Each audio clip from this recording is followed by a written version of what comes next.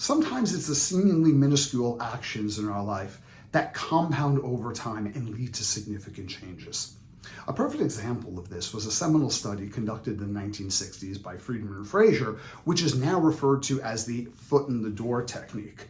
So back in 1966, Jonathan Freedman and Scott Fraser went around knocking on doors in the Palo Alto area of California.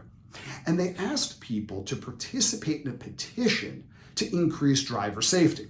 Now, part of that petition was they also asked the residents in the area to take one small step that they believed would help increase driver safety awareness, therefore making that neighborhood safer.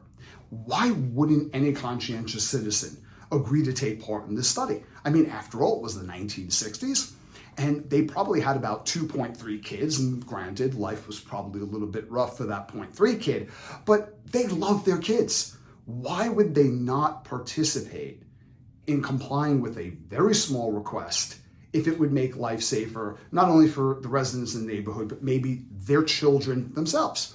But here's what's actually happened. One group of people, as their small action, was asked to put this giant, hideous-looking sign that was white with red block letters stating "Drive carefully" on their front lawn. They probably took a look at that sign, imagined it on their front lawn, then looked over at the Joneses and their perfectly manicured lawn and thought to themselves, I love my kids, but do I really love them that much? I mean, we're pretty young. We can always have another one. And only 17% of the people who were asked to put that giant hideous sign on their lawn agreed to actually do it. Another group of people were asked if they would put a "Drive carefully" sign on display in their home, but it was this tiny replica that they could put inconspicuously in their window, and you probably wouldn't even notice it. Almost everybody agreed to that. Now, here's what was interesting. 2 weeks later, somebody else who was part of that study came by, knocked on the same doors, and they found that out of everyone who agreed to place the small sign somewhere in their home, in their window, car window, whatever, 76% of those people agreed to placing the big, hideous sign right there on the front lawn. Now, why?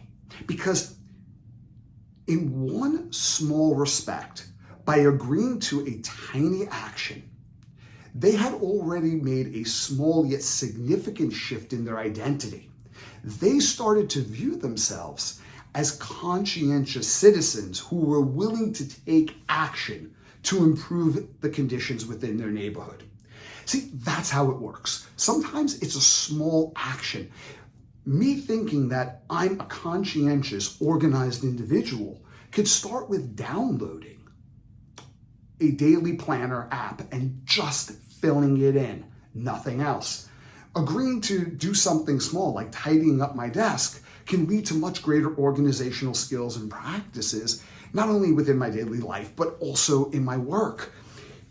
And the reason for this is not only that biochemically, agreeing to small things primes your brain to seek out goal achieving rather than tension relieving activities throughout the day to get that consequential dopamine hit, but also it changes your internal narrative.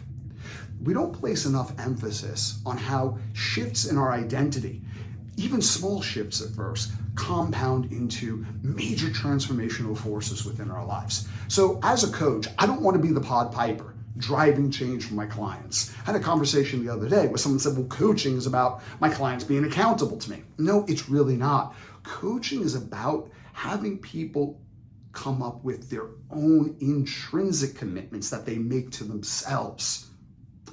A commitment that not only aligns with what it is they want to accomplish, but also aligns with the intrinsic identity that they would most like to have, how they would like to see themselves in the future. And then you kind of remind them of their own commitments over time. Because by committing to taking small actions on a consistent basis, you not only change the results that you're seeing and therefore evidence that it's possible, but you start to change the narrative of who and what you're ultimately able to become later on in the future.